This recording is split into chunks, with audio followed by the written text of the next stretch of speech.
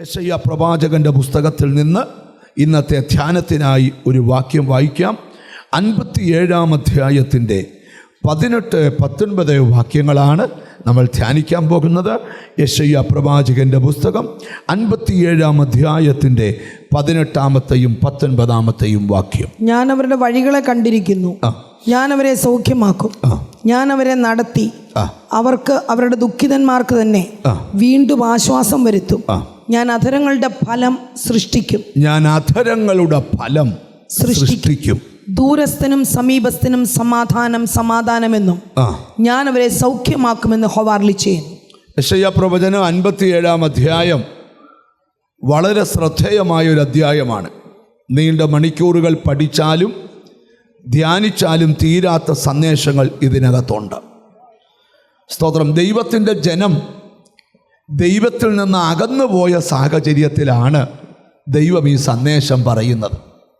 സ്തോത്രം. അത് മനസ്സിലാകണമെങ്കിൽ 17-ാമത്തെ വാക്യം നമുക്ക് വായിക്കണം. 17-ാമത്തെ വാക്യം. അവരുടെ അത്യാഗ്രഹത്തിന്റെ അകൃത്യ നിമിത്തം ഞാൻ കോപിച്ചു. ദൈവം പറയുകയാണ്, അവരുടെ അത്യാഗ്രഹത്തിന്റെ അകൃത്യം നിമിത്തം ഞാൻ കോപിച്ചു. ദൈവത്തിന്റെ ജനത്തിന് എന്തോ ഉണ്ടായി? അത്യാഗ്രഹം. അടുത്തിരിക്കുന്ന ആളെ നോക്കി വെച്ചാൽ അത്യാഗ്രഹം ഉണ്ടാകില്ലെന്ന് പറ. ആഗ്രഹം ഉണ്ടായിക്കോ, പക്ഷെ ഒത്തിരി അത്യാഗ്രഹം ഉണ്ടാകരുത്. ഈ ശലോമോന് സദൃശ്യവാക്യം ചമച്ചപ്പോൾ അത്യാഗ്രഹിയെക്കുറിച്ച് 2 വാക്യം പറഞ്ഞിട്ടുണ്ട്. പിന്നെ വീട്ടിൽ ചെന്ന് വായിച്ചാലും മതി കേട്ടോ, ഞാനങ്ങ് പറഞ്ഞു കേൾപ്പിക്കാം. ചിലർ നിത്യം അത്യാഗ്രഹത്തോടെ ഇരിക്കുന്നു, ചിലർ നിത്യം എന്ത് ചെയ്യുക? സ്തോത്രം. സദൃശ്യവാക്യം 21-26 അടുത്തത് സദൃശ്യവാക്യം 28-25. അത്യാഗ്രഹമുള്ളവൻ വഴക്കുണ്ടാക്കുന്നു. അത്യാഗ്രഹമുള്ളവൻ എന്ത് ചെയ്യും?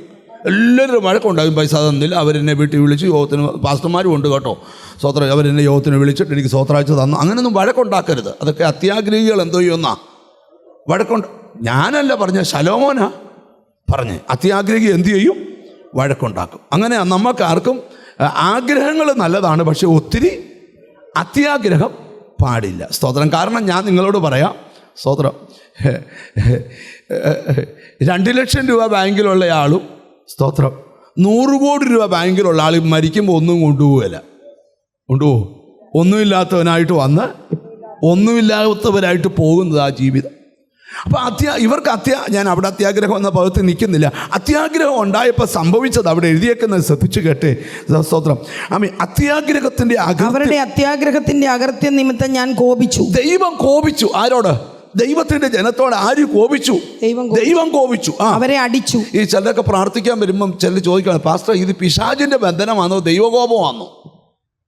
എന്നോട് ഒത്തിരി പേര് ചോദിച്ചിട്ടുണ്ട്. അത് ഞാൻ ചോദിച്ചു, ദൈവകോപം ചോദിക്കാൻ കാര്യം എന്നാ? അല്ല, ദൈവത്തിന് ഇഷ്ടമില്ലാത്ത കാര്യങ്ങൾ ചെയ്താൽ ദൈവം കോപിക്കുമല്ലോ. ഞാൻ ഇപ്പോഴും നിങ്ങളോട് പറയുക, കർത്താവിന് ഇഷ്ടമില്ലാത്ത കാര്യങ്ങൾ ചെയ്യരുത്. കർത്താവിന് ഇഷ്ടമില്ലാത്ത കാര്യം ചെയ്യരുത്. ചെയ്താൽ വലിയ പ്രശ്നമാണ്. പോട്ടെ, ഞാൻ അങ്ങോട്ടെങ്ങും പോകുന്നില്ല, അതൊന്നും എൻ്റെ ഭാഗമല്ല. പക്ഷെ എന്താണിത് പറയാനുള്ള കാര്യമെന്നാണ് പറഞ്ഞു വരുന്നത്. അപ്പം നിങ്ങൾ ശ്രദ്ധിക്കണേ. എന്നിട്ട് അവിടെ എഴുതിയിരിക്കുകയാണ്, ഞാൻ കോപിച്ചു, മുഖം മറച്ചു. അവരുടെ അത്യാഗ്രഹത്തിന്റെ അകൃത്യ നിമിത്തം ഞാൻ കോപിച്ചു. ഞാൻ അവരോട് കോപിച്ചു, പിന്നെ ഞാൻ അവരെ എന്ത് ചെയ്തു? അടിച്ചു. ഞാൻ കോപിച്ചു, മുഖം മറച്ചു. ഞാൻ അവർക്ക് മുമ്പിൽ മുഖം മറച്ചു. നിങ്ങളുടെ ഇരുന്ന് പറയാ, കർത്താവേ അത്ഭുതം ചെയ്യണേ. കർത്താവ് തിരിഞ്ഞു നിൽക്കുക. കർത്താവേ പ്രവർത്തിക്കണേ. കർത്താവ് മൈൻഡ് ചെയ്യുന്നില്ല. സ്തോത്രം. അതിൻ്റെ കാരണം എന്താ? ദൈവത്തിന് ഇഷ്ടമില്ലാത്തത് ഇവർ ചെയ്തു. ഇനി ദൈവത്തിന് ഒരു പ്രത്യേകത പറയാം. ഈ ചിലർ കണ്ടിട്ടില്ലേ, പിണങ്ങിയാൽ 10 കൊല്ലമൊക്കെ മിണ്ടാത്തവരുണ്ട്. സ്തോത്രം. ഞാൻ ചുമ്മാ ചോദിക്കുക, വർഷങ്ങളായിട്ട് പിണക്ക നിമിത്തം മറ്റൊരാളോട് മിണ്ടാത്ത ആരെങ്കിലും ഉണ്ടോ ഇവിടെ? തുറന്നു പറ, ഉണ്ടോ? ഇപ്പം കൈ പൊക്കിക്കുന്നില്ലേ ഞാൻ, പക്ഷെ കുറച്ച് പേരുണ്ട്. നിങ്ങൾ മിണ്ടുന്നില്ല. കുറച്ച് പേരല്ല, നിങ്ങളിപ്പോൾ പിണങ്ങും, പക്ഷേ ഇച്ചിരി കഴിയുമ്പോൾ ഇണങ്ങും. പക്ഷെ കർത്താവിൻ്റെ പിണക്കമൊക്കെ എന്ന് പറഞ്ഞാൽ 10 കൊല്ലമൊന്നുമില്ല. കർത്താവ് പറയും, അല്പനേരത്തേക്ക് ഞാൻ നിന്നെ ഉപേക്ഷിച്ചെങ്കിലും മഹാകരുണയോടെ നിന്നെ ഞാൻ ചേർത്ത് പിടിക്കും.